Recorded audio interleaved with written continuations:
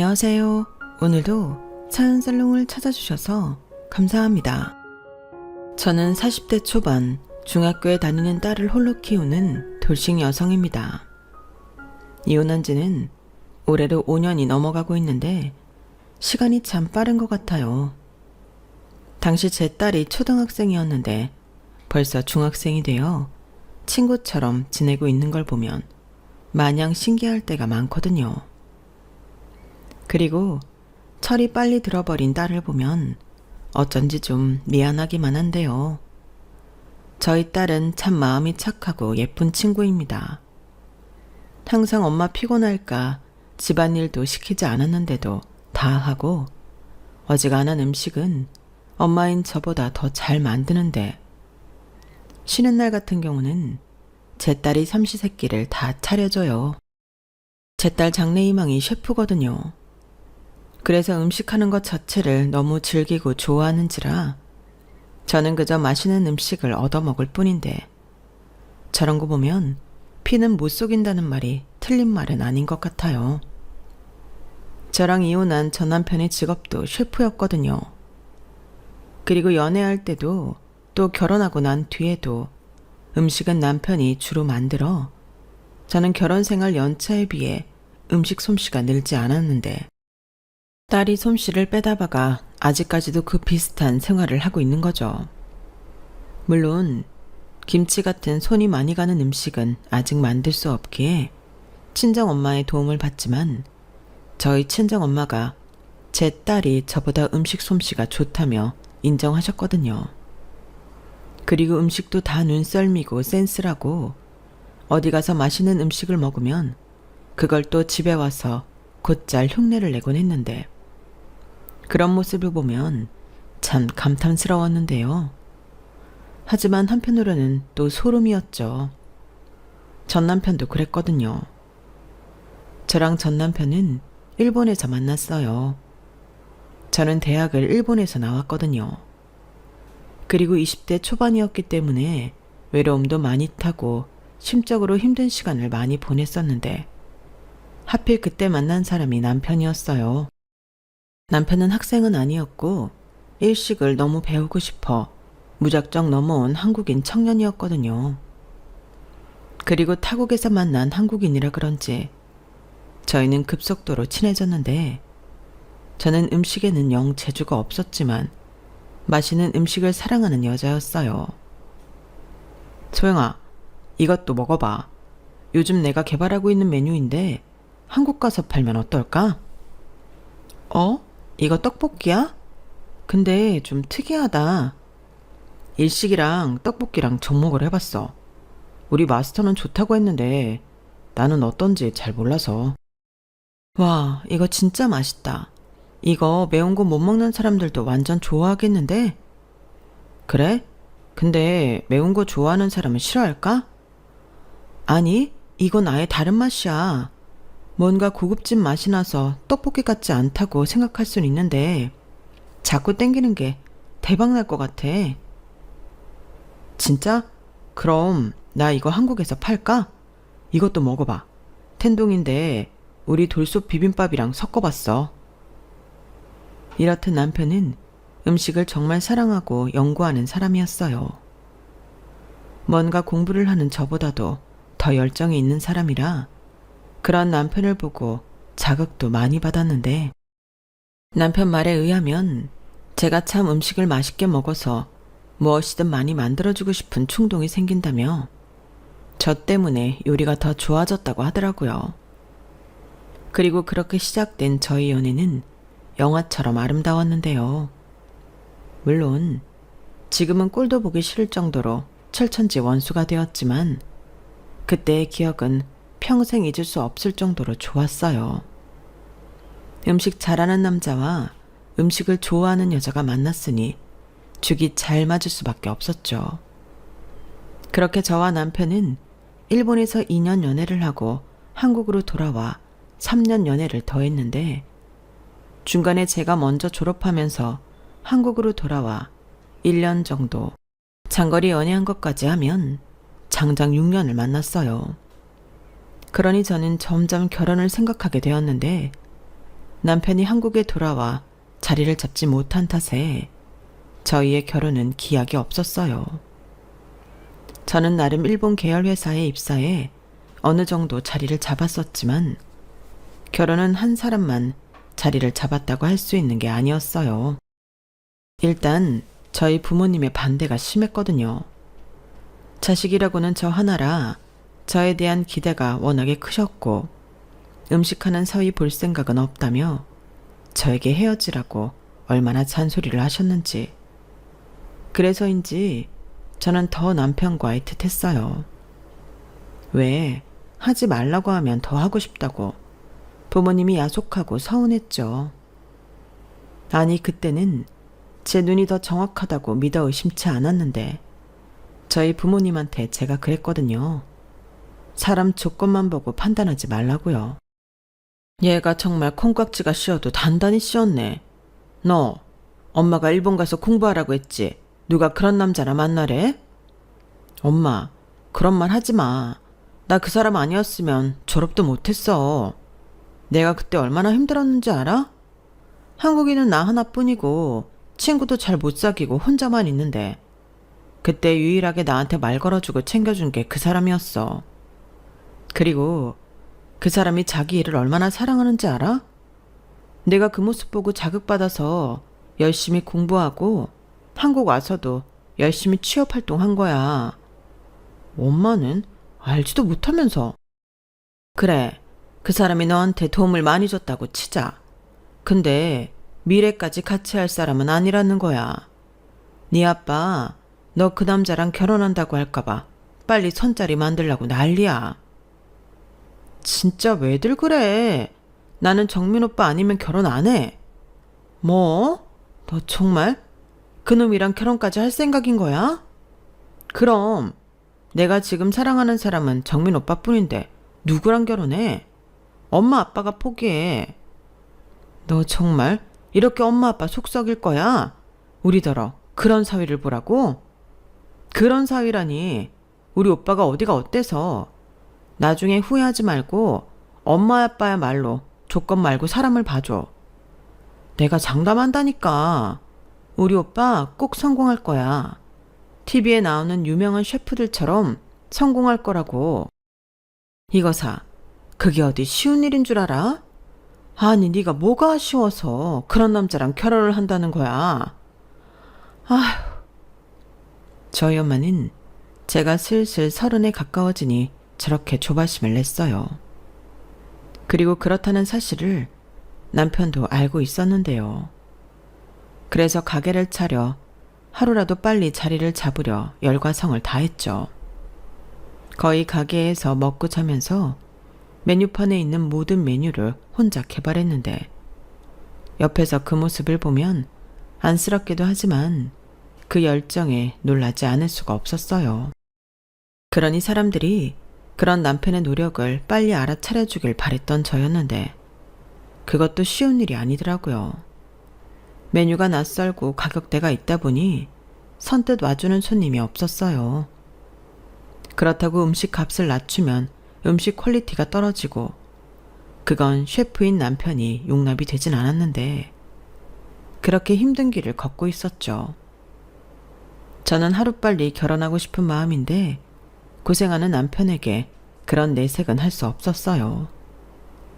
마음 같아서는 단칸방에서 신혼을 시작해도 아무 상관이 없던 저였는데 남편이 절대 그럴 수 없다고 했거든요. 아무래도 자기를 반대하는 저희 부모님을 의식하지 않을 수가 없었겠죠. 그래서 저한테 자기가 열심히 하고 있으니 조금만 더 기다려달라고 했는데 뜻밖의 제가 임신을 하면서 판세가 달라졌어요. 이젠 결혼을 서두르지 않으면 안 되게 되었으니까요. 그리고 그때부터는 남편도 마음이 급해졌는지 아는 사람들한테 부탁해 돈을 빌리고 그랬는데요. 남편이 어릴 때부터 책임감 하나는 자타가 공인하는 사람이라 아이가 생겼다고 하니 더 그랬던 것 같아요.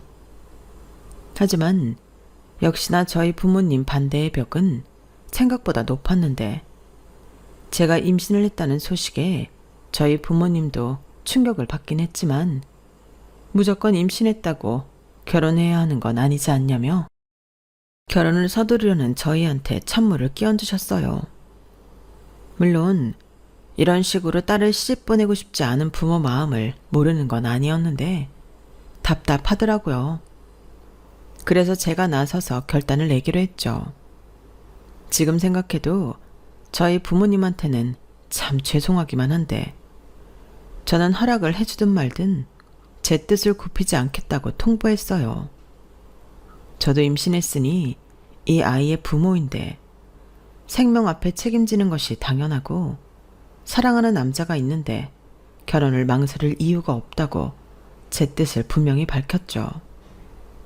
그러자 제 말에 저희 엄마가 뒤로 넘어가셨는데 저는 눈 하나 깜짝하지 않았어요.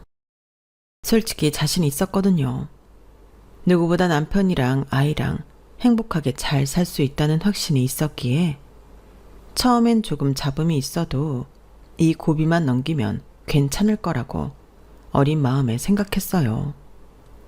그리고 그건 효과가 있었는데 결국엔 저희 부모님이 허락을 해주셨어요. 자식에게는 부모 없다고 그렇게 반대를 하더니 나중엔 실질적인 도움은 전부 주셨죠. 저희는 당시 형편이랄 게 정말 없었거든요.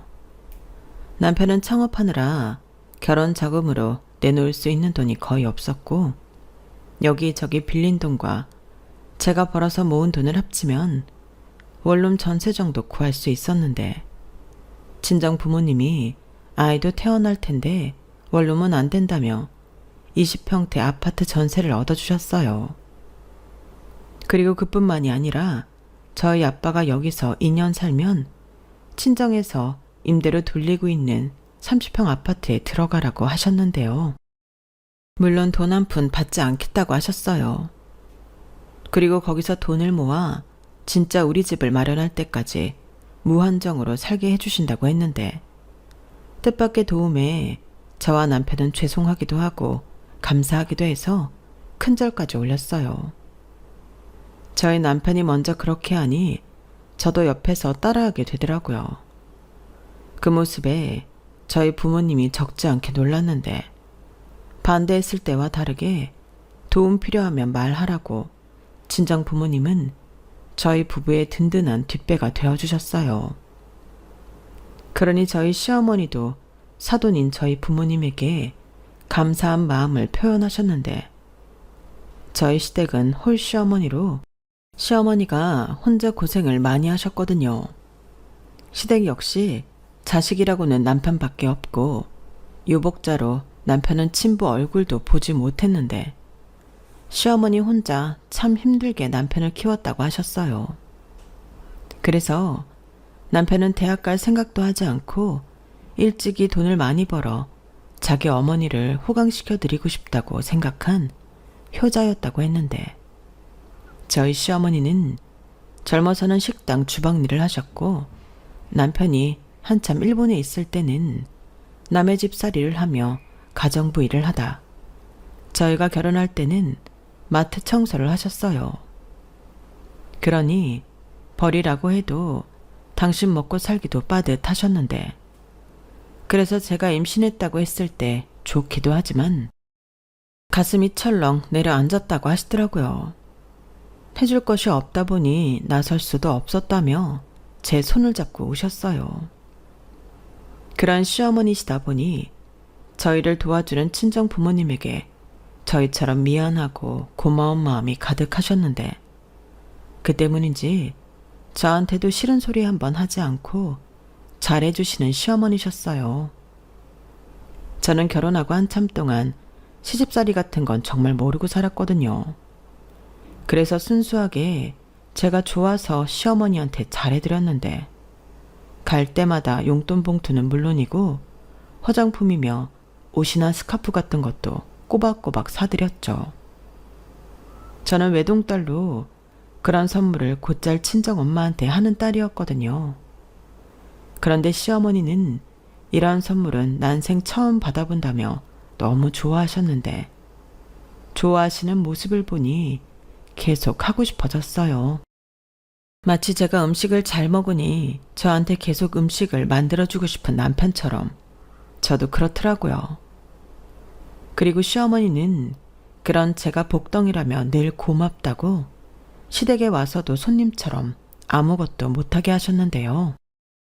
오죽하면 제가 시댁에 가서 잠이라도 자고 있으면 제가 깰까 조심조심하는 그런 시어머니셨어요. 그러니 이런 시댁이 어디 있나. 밖에 나가서 제가 자랑을 하지 않을 수 없었는데 이쯤이면 제 측근의 사람들은 저더러 시집 잘 갔다고 할 정도였죠. 하지만 마음고생을 영영하지 않았다고 하면 거짓말인데 남편의 가게가 생각처럼 잘 되지 않았거든요. 고생은 고생대로 하는데 성과가 없으니 남편이 정말 많이 힘들어했어요. 그리고 장사가 잘 되지 않으니 가게 월세와 공과금도 겨우 냈는데 그런 수준이니 집에 가져올 수 있는 돈은 한 푼도 없었어요. 그러니 어쩔 수 없이 제가 번 돈으로 살아야 했는데 저축은 꿈도 꾸지 못했죠. 그래도 친정 덕에 이사 걱정 없이 30평대 아파트에서 살고 있으니 한편으로는 걱정을 조금 덜 수 있었어요. 제가 버는 돈이 있으니 공과금 내고 먹고 사는 건 어떻게든 해결할 수 있었거든요. 하지만 남편은 그걸 참 미안하게 생각했고 오죽하면 밤에 가게 문을 닫고 저한테 얼마라도 줘야겠다는 생각에 집에 오지 않고 대리운전까지 하며 돈을 벌어서 저한테 가져다 줬는데요. 그 돈 받고 운 적도 많았어요. 제가 그럴 필요 없다고 했는데도 남자 자존심에 그게 또 안 되는 건지 한동안은 계속 그렇게 저한테 돈을 가져다 주더라고요. 그래서 저는 더 눈치 주지 않고 남편을 응원했어요.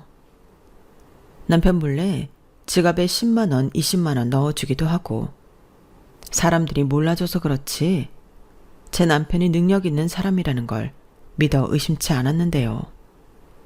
그게 꼬박 10년이 걸렸어요. 아이는 이제 초등학생이 되었는데 저희 생활은 달라진 것이 없었죠. 그래도 더 나빠진 것이 없으니 그걸 다행이라고 여기며 남편을 기다려줬는데 지성이면 감천이라고 드디어 남편의 가게가 파워블로그에 소개되면서 입소문이 나기 시작했어요. 그렇게 하루하루 붐벼가는 가게는 순식간에 매출을 빵빵 터지기 시작했는데 남편은 행복한 비명을 질렀죠. 혼자서 감당이 되지 않을 만큼 손님이 몰렸거든요. 그래서 저랑 시어머니가 휴가까지 내서 남편이 사람 뽑을 때까지 가게 일을 도왔는데 정말 장난이 아니었어요. 그리고 손님으로 꽉 찬 홀을 보는데 어찌나 감동스럽던지 저도 모르게 눈물이 터져서 바닥에 주저앉고 말았어요. 그러자 그 모습도 손님들에게 인상이 깊었는지 사이 좋은 부부가 하는 퓨전 음식점이라며 입소문은 더 무섭게 퍼져갔고 남편은 직원을 무려 5명이나 뽑아 정신없이 장사를 하기 시작했어요. 그리고 그달 총 매출액을 보고 저랑 남편이 부둥켜 안고 펑펑 울었는데요. 그간에 고생했던 시간이 주마등처럼 스쳤거든요. 그래서 저도 남편도 행복한 눈물을 흘릴 수밖에 없었죠. 남편은 저한테 이제 고생 끝, 행복 시작이라며 그동안 못 해준 거 평생 다 해주고 살 테니 자기만 믿고 편하게 살라고 하는데 저는 그 말 자체가 그간의 보상이었고 선물처럼 느껴졌어요. 사실 돈을 아끼느라 고생한 적은 많았지만 행복하지 않다고 생각한 적은 없었거든요. 착하고 좋은 남편과 시어머니가 있는데 돈만 좀 없을 뿐 나는 복받은 사람이라고 늘 생각하며 살았는데 이젠 돈까지 풍족하게 있으니 세상이 전부 저희 부부 것 같았어요.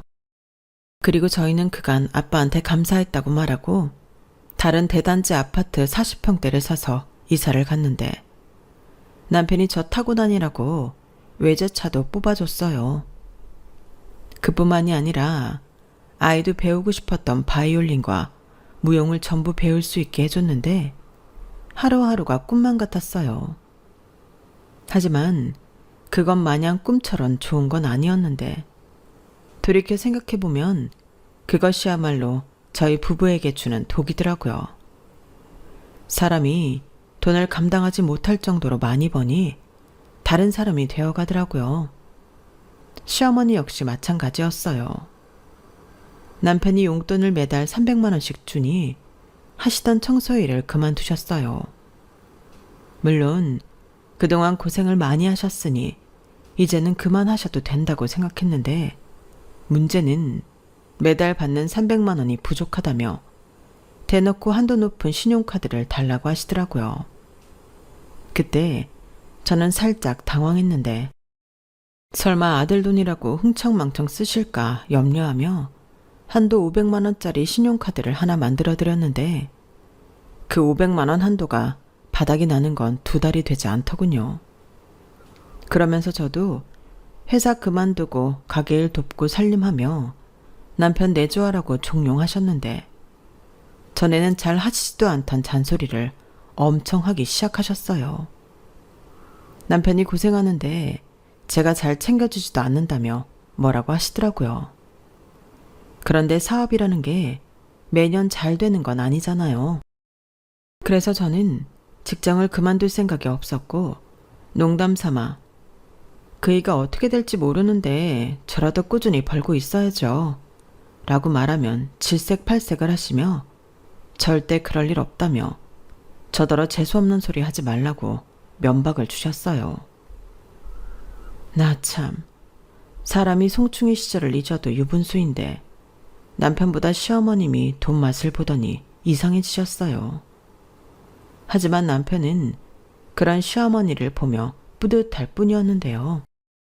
자기가 이제야 진짜 아들 노릇을 하고 있는 것 같다며 저한테 시어머니 비위를 좀 맞춰달라고 했어요.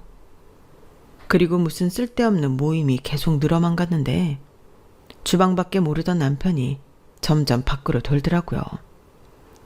사장님들 모임이라는 게 있다며 골프도 치고 등산도 하고 어떤 날은 해외에 나갔는데 그때부터 어쩐지 딸이랑 저랑 둘밖에 없는 기분이 들었죠. 남편은 계속 돈은 잘 벌어다 줬지만 뭔가 예전보다 덜 행복한 기분이 들었어요. 그건 딸도 마찬가지였는데 저희 남편이 시간이 없어 그렇지 엄청난 딸 바보였거든요.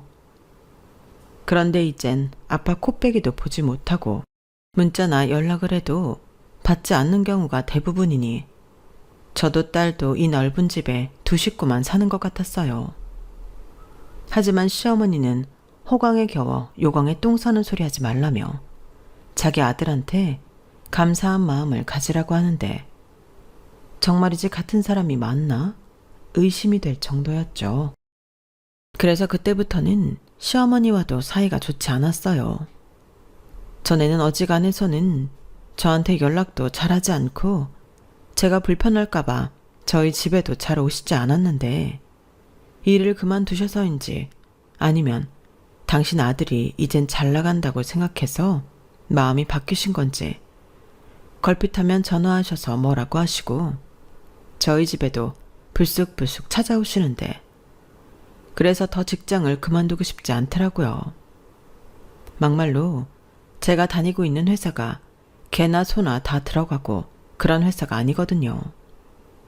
직원 복지도 좋아서 남편 돈 못 벌 때 그 혜택도 톡톡히 받는데 그런 직장을 그만두라고 잔소리를 하니 저도 슬슬 한계를 느껴 폭발하기 시작했어요. 어머니, 제 일은 제가 알아서 해요. 그이가 돈 잘 번다고 저까지 일 그만둘 필요는 없는 거죠. 저는 지금 하고 있는 제 일 좋아해요. 아이고, 그래? 그래서 그 꼴랑 몇 배 주는 회사 다니느라 내 아들 내줘도 못한다 이 소리냐? 지금 가게가 얼마나 바쁜데 너라도 가서 거들어야지. 거기 직원이 지금 몇 명인데 저까지 가서 거들어요. 그리고 거기 가서 일한다고 지금 받는 만큼 그이가 주는 것도 아닌데요. 저는 저대로 여기서 돈 버는 게 나아요. 어쩜 나는 그렇게 너밖에 모르니? 내 아들 가겠지만 니네 가게야. 그럼 인건비 하나라도 더 줄일 생각을 해야지. 이젠 예전하고는 다르잖아. 그럼 일 그만두신 어머니가 가서 도와주세요. 가셔서 용돈 더 벌면 되겠네요. 뭐야? 저 죄송하지만 지금 회의 들어가야 해서 바쁘거든요. 그리고 앞으로는 이런 전화는 하지 마세요. 이렇게 선을 확 그어버리니 시어머니는 제가 싸가지가 없다며 남편에게 제 험담을 엄청 하셨어요. 제가 손이 커서 돈을 흥청망청 쓴다고 없는 소리까지 하셨더라고요. 하지만 저는 그걸 몰랐고 한 번은 안 되겠다 싶어 남편한테 주말만이라도 가족끼리 시간을 좀 갖자고 헤헤거리며 말을 꺼냈는데 남편의 반응은 싸늘했어요. 내가 주말에 한가 하냐? 이게 다 가족들 먹여 살리려고 그러는 거잖아.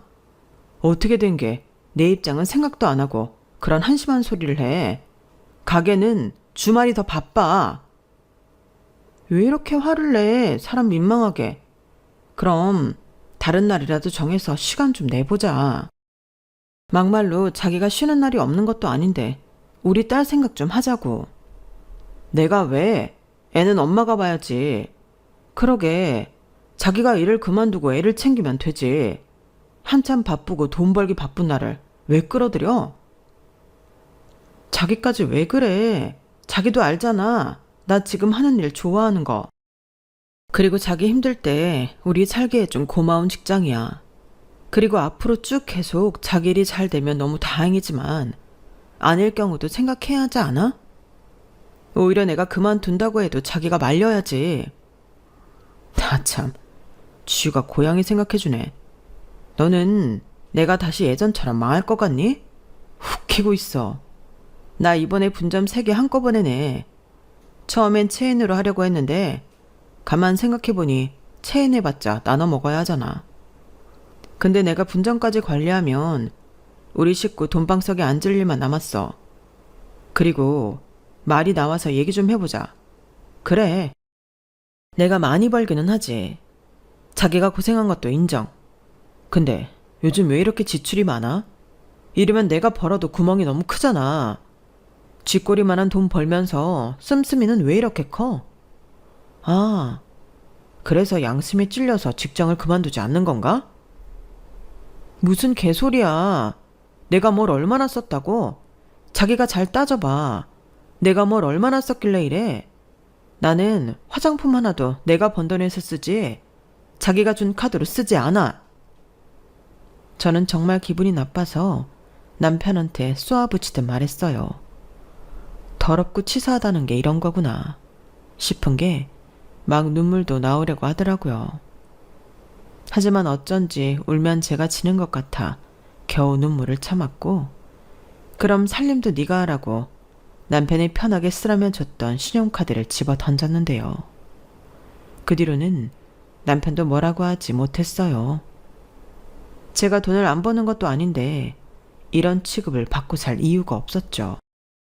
그리고 사과를 받기 전까지 풀 생각이 전혀 없었는데 남편 역시 뭘 잘했다고 저한테 사과를 하지 않았어요. 그러다 우연히 시어머니와 통화하는 소리를 들었는데 그때 알았죠. 저희 부부 사이에 시어머니가 끼어서 이간질을 하고 있다는 걸요. 아니 세상에 아들이랑 며느리 사이 나빠지라고 가운데서 저런 짓을 하는 시어머니가 어디 있죠? 그리고 남편은 점점 자기 엄마한테 조종이라도 당하는지 저에 대해 이상한 소리를 하고 다녔어요. 자기가 돈을 많이 버니 제가 변했다는 등 취미로 회사를 다니고 있는데 그건 시댁에 불려가지 않으려고 하는 페이크라는 등 전부 시어머니가 했을 법한 이야기를 했는데 제가 참지 않고 바로 따졌죠. 자꾸 이상한 소리 하는데 지금 중간에서 어머니 말 듣고 그러는 거지? 자기는 나를 정말 그렇게 생각해? 내가 그런 속물이었으면 당신이랑 결혼도 안 했어. 내 조건에 뭐가 아쉬워서 당신이랑 결혼을 해? 어떻게 사람을 이렇게 후지게 봐? 뭐? 너야말로 말을 왜 그렇게 해? 그럼 네 조건이면 나는 감지덕지 해야 한다는 거야? 그래, 솔직히 그렇잖아. 인정할 건 인정해. 10년 동안 누구 덕에 버텼는데 변한 건 내가 아니라 당신이랑 어머니지. 왜? 돈 좀 버니까 이젠 내가 우스워? 솔직히 내가 돈 못 벌 때 당신 즐겼잖아. 그리고 지금은 내가 돈 잘 버니까 내 등에 빨대 꽂고 신났고. 자기야말로 좀 솔직해져. 뭐라고? 빨대? 저는 남편의 그 말에 심하게 상처를 받았어요. 내가 사랑했던 남자는 저런 사람이 아니었는데 사람이 변해도 너무 변했더라고요. 그리고 신용카드까지 돌려준 마당에 이런 소리를 내가 왜 들어야 하냐며 이럴 거면 이혼하자고 했는데요. 남편은 제가 이혼 소리를 해도 무섭지 않다고 했어요. 오히려 아쉬운 사람은 저인데 제가 현실을 몰라도 너무 모른다며 되려 자기를 자극하지 말라고 헛소리를 하더군요. 그리고 지도 살짝 민망했는지 갑자기 나는 그냥 사람이 경솔해지지 말고 좀 아낄 건 아끼고 살자는 소리야. 우리만 잘 먹고 잘 사는 게 아니고 주연이한테도 물려줘야지. 라며 급하게 수습을 하려고 했는데 저는 그 소리도 기분이 나빴어요. 애당초 저는 낭비라는 걸 하고 살지 않았는데 자꾸 저를 그쪽으로 몰아가는 게 성질이 나더라고요. 그래서 그 후로 저는 아이 방에서 생활하며 남편과는 각방을 쓰기 시작했는데요. 그때부터 제 결혼 생활이 잘못되었다는 걸 느끼고 있었어요. 주변에서는 남편 가게가 잘 되니 얼마나 좋냐며 제 속도 모르고 한턱 쏘라느니 가게 가고 싶은데 예약 좀 해달라느니 제가 남편 덕을 보고 사는 줄 알았는데 우리 부부 사이가 나쁘다고 만천하에 까발릴 수도 없으니 답답했어요. 그러다 한 달 정도 지났을까? 무슨 바람이 불었는지 남편이 다시 신용카드를 건네며 자기가 말이 심했다고 미안하다고 사과를 했는데 제 마음은 이미 상한 뒤였어요. 그리고 남편이 돌려준 신용카드는 들고 다니지도 않았는데요. 그 후 남편한테 직접 학원비며 집 대출금 등 직접 납부하라고 시켰어요. 그래야 자기도 집안에서 고정으로 나가는 돈의 액수를 알고 저의 억울함을 알 거라고 생각했는데 저는 크게 불편한 점이 없었네요. 어차피 제가 개인적으로 쓰는 돈은 제가 번 돈에서 해결하고 있었고 심지어 친정에 드리는 용돈이나 선물도 제가 번 돈에서 하고 있었기에 제 생활은 달라진 게 없었죠. 하지만 그에 반면 남편은 귀찮은 일만 늘었는데요.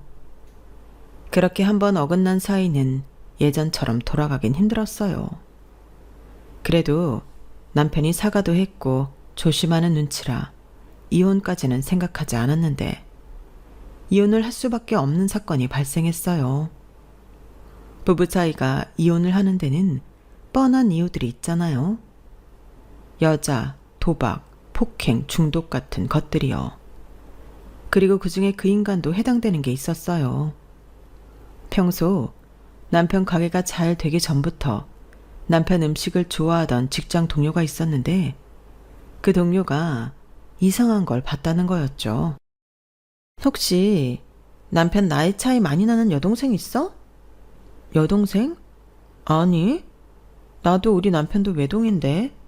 왜? 아니, 하긴 남매가 그렇게 다정하게 손을 잡고 다니진 않겠지. 그럼 뭐지? 그 직원은 제 눈치를 살살 보며 자기 핸드폰을 꺼내 사진을 보여줬는데 그 사진은 화질이 별로긴 했지만 틀림없는 제 남편이 맞았어요. 그리고 그 옆에는 일찍 결혼했으면 딸이라고 해도 믿을 만큼 애띤 여자가 있었는데 둘이 손도 잡고 아주 눈에서 꿀이 뚝뚝 떨어지더라고요. 혹시 자기 남편 바람 피우는 거 아니야?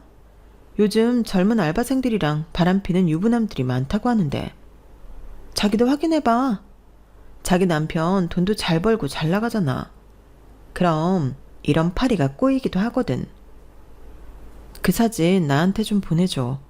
그리고 미안한데 다른 사람들한테는 비밀로 해주고 내가 사태 파악 좀 하게. 당연하지. 이런 걸 누구한테 말을 해? 나는 자기가 순진하게 속고 있을까봐 알려준 거야. 저한테 중요한 제보를 해준 직원은 꽤나 미안한 듯 말했어요. 그리고 저는 그런 걸 신경 쓸 만큼 여유가 있지도 않았는데요. 이런 게 눈이 돈다는 거구나 싶은 게 너무 화가 나더라고요. 세상 남자들이 전부 바람을 피운다고 해도 내 남편만큼은 그럴 일 없다고 생각했던 저라 그 배신감이 말도 못했어요. 자꾸만 속에서 욱욱 화가 올라오고 손에서는 땀이 고이는데 이 이상 회사에서 근무할 수조차 없었죠. 그래서 몸이 좋지 않다고 반차를 쓰고 당장 남편한테로 향했어요. 그러자 가게에 있을 줄 알았던 남편은 가게에 없었고 연락을 해도 받지 않았는데 그때 제 머릿속엔 딸 얼굴만 둥둥 떠다녔죠. 이혼하고 나면 딸이랑 저랑 둘이만 살 텐데 과연 내가 딸을 혼자 잘 키울 수 있을까? 그런 생각을 했어요. 그리고 10년 동안 고생한 보람도 없다고 지난 날을 떠올리며 펑펑 울었는데요. 바람핀 것이 사실이라면 용서할 자신이 없었어요. 친정 부모님이 그렇게 반대해도 자신 있다고 한 결혼이었는데 이게 뭔가. 부모님한테도 죄송하고 무엇보다 처자식을 두고 젊은 여자랑 놀아난 그 인간이 미치게 미웠는데 이게 다 돈 때문 같았죠. 그리고 그날 저녁 단판을 지을 생각으로 남편을 기다렸는데 남편이 자정이 넘어서야 집에 들어왔고 어디서 뭘 하다 왔는지 몸에는 향수 냄새가 진동을 했는데 저는 인상을 팍 쓰고 남편 코앞에 그놈과 그년의 사진을 내밀었어요. 그러자 처음엔 놀랐던 남편이 마치 실수했다는 듯 얼굴을 구기며 저한테 핸드폰을 치우라고 했는데요. 그 다음이 정말 기가 막혔어요. 이 인간이 저한테 뭐라고 한 줄 아세요? 이젠 하다 내 미행도 아냐? 의붓중이야 뭐야. 그래, 나 요즘 만나는 여자 있다. 너보다 어리고 착하고 순수하고 너무 예뻐. 뭐야? 네가 아주 간이 배 밖에 나왔구나. 어떻게 처자식을 두고 그런 더러운 짓을 해? 사랑이 더럽냐? 그럼 집에 오면 마누라가 이렇게 정 떨어지게 하는데 내가 무슨 재미로 살아? 나도 나 좋다는 여자 만나서 행복하고 싶어. 그게 죄야? 진짜 뻔뻔하다. 그래서 당당하다? 그래, 내가 당당하지 않을 이유가 뭐가 있어? 괜히 별것도 안 일리고 시끄럽게 하지 말고 바람핀 나랑 살기 싫으면 안 살면 되잖아. 솔직히 나도 이혼하고 싶은 마음이 굴뚝 같았는데 그동안 산 정도 있고 의리도 있어서 참고 있었어. 저는 너무나도 당당한 남편의 태도에 오히려 당황했어요. 아마 제 스스로는 사진을 보여주면 잘못했다고 남편이 빌 줄 알았는데 그게 아니니 놀랐던 거겠죠. 그리고 이런 인간과 더는 같이 살 필요가 없다고 생각했는데 한편으로는 순순하게 이혼해주기는 싫더라고요. 제가 이혼해주면 둘이 좋아 죽을 것 같았거든요. 그래서 이혼을 할 땐 하더라도 우선 상간녀 소송을 먼저 하기로 했는데 알고 보니 정말로 남편과 바람이 난 여자는 남편 가게에서 일을 했던 알바생이었어요. 나이도 25으로 정말 어렸는데 그 사실을 아니 정말 기가 막히더라고요. 제 남편이 배우 뺨을 칠 정도로 잘생겼다면 혹해서 그랬을까? 그런 생각도 해볼 수 있지만 제 눈엔 그저 아저씨일 뿐인 남편을 그 어린애는 뭐가 좋다고 바람까지 피웠을까? 그 속이 빤히 보였어요. 보나마나 돈 때문이었겠죠. 그리고 제가 상간녀 소송을 한다고 그 여자한테 소장을 보내니 남편이 난리가 났는데요. 자기가 원하는 만큼 위자료를 줄 테니 자기 여자친구는 건드리지 말랍니다. 그리고 더 기가 막혔던 건 그 여자랑 벌써 오피스텔까지 얻어 살림까지 차렸는데 시어머니가 그걸 다 알고 있었더라고요. 심지어 제가 딸 하나 낳고 아이를 낳지 않으니 네가 아들을 낳으면 네가 내 며느리라고 했다는데 정말 기가 막혔어요. 그래서 이렇게 된 거 돈이나 제대로 뜯어야겠다고 생각했고 남편은 정말 제가 달라는 대로 위자료를 주었는데요. 살던 집이며 양육비 일시급 그리고 위자료로 5억을 요구했어요. 그리고 깔끔하게 한 달도 되지 않아 모든 일처리가 끝이 났는데 덕분에 이혼은 아주 간단했죠. 물론 아이 때문에 숙려기간이 있긴 했지만 이미 저희는 끝난 사이였어요. 그리고 제가 남편과 이혼하는 과정에서 돈을 많이 챙겼다는 이유로 시어머니가 전화해 저한테 갖은 악담을 늘어놓으셨는데 그 돈이 많이 아까우셨나 봅니다. 저는 그러던지 말던지 신경 쓰지 않았어요. 준다고 하는데 안 받을 이유가 없잖아요. 그리고 제가 10년 동안 모든 생활비를 포함해 시댁 경조사까지 챙겼는데 저는 충분히 받을 자격이 있다고 생각했어요. 그리고 그날 이후 시어머니라는 사람 전화는 받지 않기 위해 번호를 차단했고 남편한테도 니네 엄마 나한테 접근하지 못하게 중간에서 단돌이 잘 하라고 이젠 전남편이 된 그놈에게 말했는데요. 그놈은 자기 여자친구랑 재혼할 생각에 신이 나서 제 말을 듣는 둥 마는 둥 하더군요. 어서 빨리 숙려기간이 끝나 그 젊은 여자랑 정식 부부가 되고 싶어 했는데 그 모습도 추잡스러워 보였어요. 한때는 믿고 응원하던 내 남편이었는데 그 순간에는 좀 씁쓸하더라고요. 그리고 저는 이혼 결정이 나는 대로 그 집을 팔아버렸는데요. 돈 때문이 아니라 남편의 흔적이 있는 거기에서는 더 이상 살고 싶지 않았어요. 그리고 화가 머리 꼭대기까지 오른 친정 부모님 때문에 저는 아이를 데리고 당분간은 친정으로 들어가 지냈는데 저희 엄마가 그 년놈을 가만히 두지 않겠다고 하도 난리를 피우셔서 걱정이 됐어요. 저는 이미 몸도 마음도 그놈이랑 헤어져 더는 엮이고 싶지 않았는데 저희 엄마가 그놈한테 해코지해서 또 그놈이랑 엮일까봐 그게 너무 싫었어요. 그래서 나는 충분히 내 권리 찾아서 이혼했으니 괜찮다고 저희 부모님에게 말했는데 아무리 말해도 속상한 건 속상한 거였죠. 그래서 저는 더 부모님을 위해서라도 잘 살아야겠다고 생각했어요. 게다가 이 모든 과정을 저희 딸이 다 봤다는 것이 너무 미안하기만 했는데 그때부터 제 딸은 철이 금방 들어 엄마인 저를 걱정하더군요. 자기는 무조건 엄마 편이고 엄마와 평생 살 거라며 저를 안아주는데 너무 미안했어요.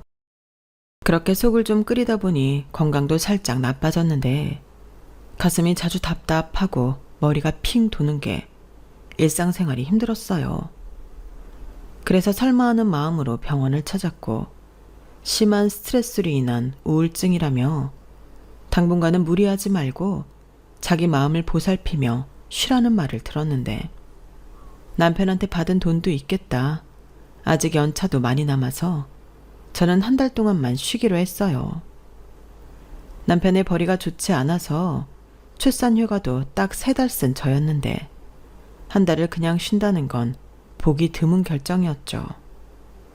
그리고 그 뒤 요가도 하고 명상도 하고 친정 엄마한테 딸아이를 부탁하고 여행도 다녀왔는데 그때 남편에 대한 미움과 원망도 많이 내려놓았어요.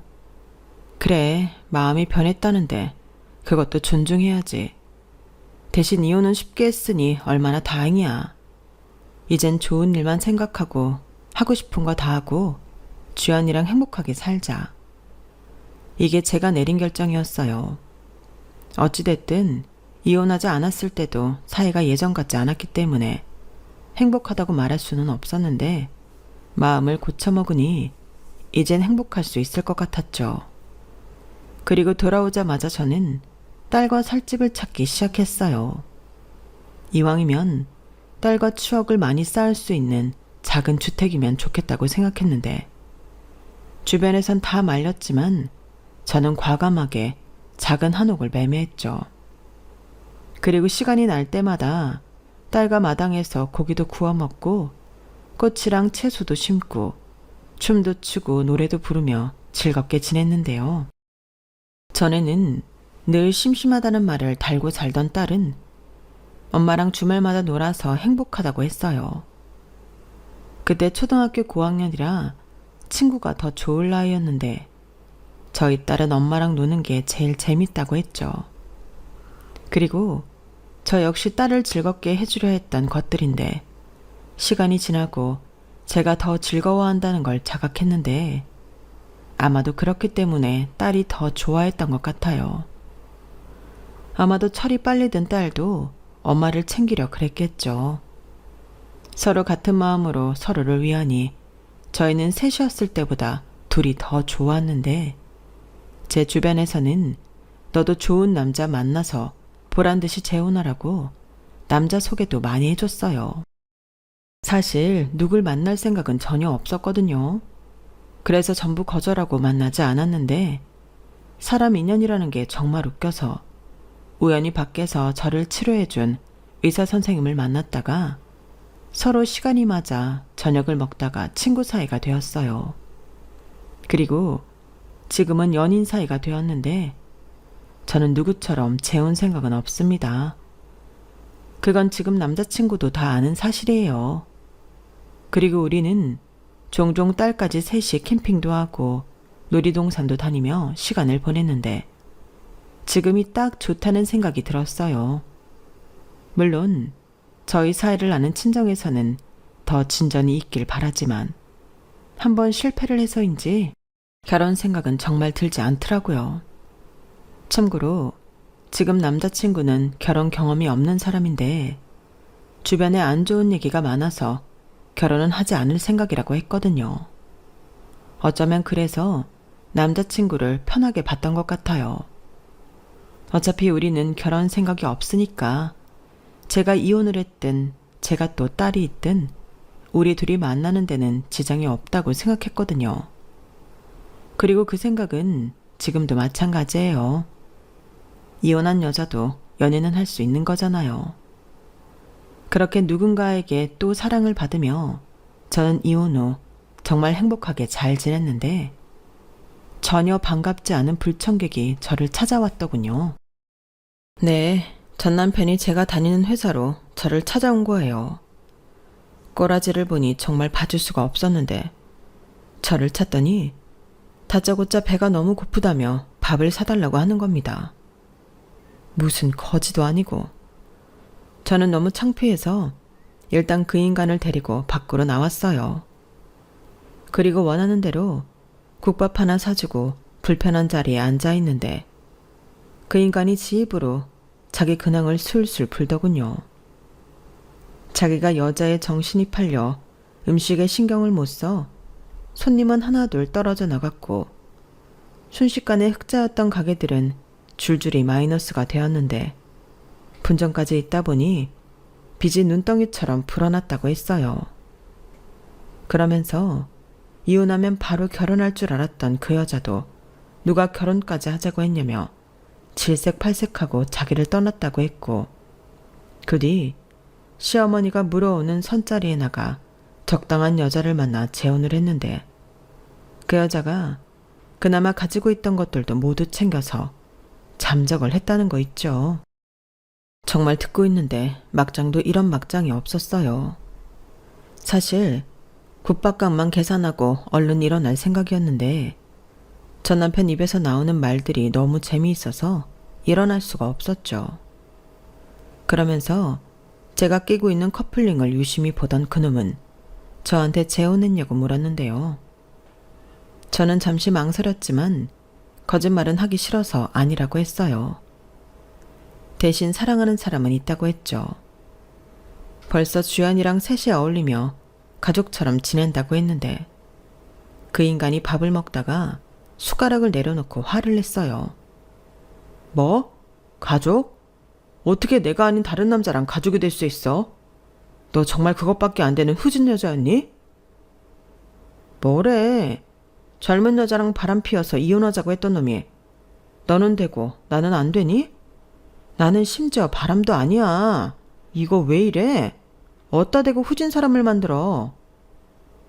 그거나 저거나지. 됐고 우리 다시 재결합하자. 내가 아무리 생각을 해봐도 너만한 여자가 없더라. 그러니까 우리 딸을 위해서라도 우리가 다시 시작하는 게 맞는 것 같아. 나 이제 정신 차렸어. 자기도 봤잖아. 내가 진심으로 노력하면 얼마나 대단한지. 나 자기만 옆에 있으면 다시 재기할 수 있다고. 너라고 했다가 자기라고 했다가 어지럽다. 그리고 누구 맘대로 아까 못 들었니? 사랑하는 사람 있다고. 너랑은 비교도 되지 않는 그런 사람이 내 옆에 있는데 내가 왜 너랑 다시 재결합을 하니? 설마 주연이 때문에 내가 그럴 거라고 생각했어? 꿈 깨. 나도 주연이도 너랑 다시 가족하고 싶은 마음 없거든. 왜 없어? 우리는 이미 벌써 그 입 안 다물어? 이미 우리 끝난 사이야. 그 젊은 애가 결혼 안 한다고 도망가서 좋다 말았나 본데 정신 차려. 정말 나 이렇게 버릴 거야? 나 오늘 당장 1,000만 원 못 갚으면 감옥 가야 될지도 몰라. 그걸 왜 나한테 그래? 왜? 줬던 위자료도 뺏으려고 여기까지 온 거야? 설마 그게 될 거라고 생각하진 않았겠지. 됐고 밥 먹었으면 꺼져. 그리고 다시 또 나타나면 그때는 경찰에 신고할 거니까 그런 줄 알고. 어디 해봐.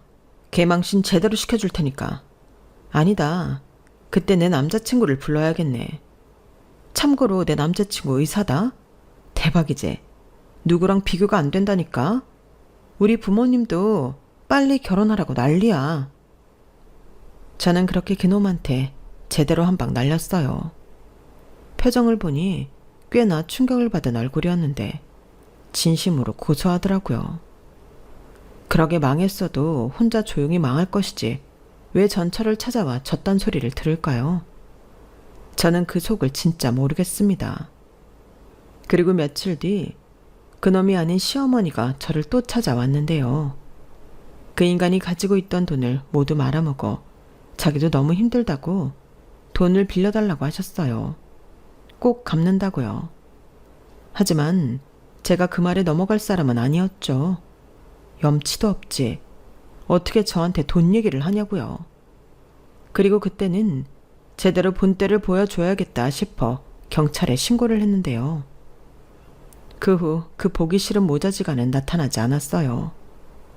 솔직히 또 나타나면 어쩌나 피곤했는데 나타나지 않아 다행이라고 생각했죠. 그리고 남자친구가 그 사실을 알고 다음에는 자기도 부르라고 했는데요. 아마 그럴 일은 없을 거라고 생각해요. 아니, 없었으면 좋겠습니다. 연애하는 사이에 굳이 그런 모습은 보여주고 싶지 않거든요. 그리고 앞으로는 어떻게 될지 모르지만 저는 지금처럼만 지내고 싶은 마음인데요. 제 스스로 당당하고 딸과 또 남자친구와 행복하게 지내고 있는 지금이 더할 나위 없이 행복하기만 합니다. 이혼하면서 알았어요. 행복이라는 건 의외로 쉽게 깨진다는 것을요. 그래서 저는 지금 누리고 있는 이 행복을 소중하게 여기며 지키기 위해 노력하며 살 생각인데요. 갖는 것보다 더 중요한 건 지키는 것 같아요. 더 많이 갖길 바라지 않고 현재에 감사하며 제 곁에 있는 사람들을 아끼고 사랑하는 것. 저는 앞으로도 그렇게 지낼 생각입니다. 지금 남자친구는 저한테 그런 걸 가르쳐주는 사람이에요. 그래서 같이 있으면 배우는 것도 많고 또 알면 알수록 좋기만 한데 앞으로도 계속 서로 존중하며 지금처럼 사랑했으면 좋겠어요. 물론 저희 딸이랑도 지금처럼, 아니, 지금보다 더 행복하고 싶습니다. 이상 제 이혼 이야기는 여기까지예요. 이혼 이야기는 여기서 끝이지만 앞으로 제 인생 이야기는 끝나지 않았는데요. 앞으로의 제 인생은 무조건 행복한 이야기만 있길 바라며 지금까지 제 사연 들어주신 모든 분들께 감사한 마음을 전하고 싶습니다. 긴 글 읽어주시고 들어주셔서 대단히 감사합니다. 항상 건강하시고 행복하세요. 고맙습니다. 여러분, 사연 댓글에 응원과 현명한 조언 부탁드려요. 좋아요와 구독은 저에게 큰 힘이 됩니다. 오늘도 좋은 일 가득하세요.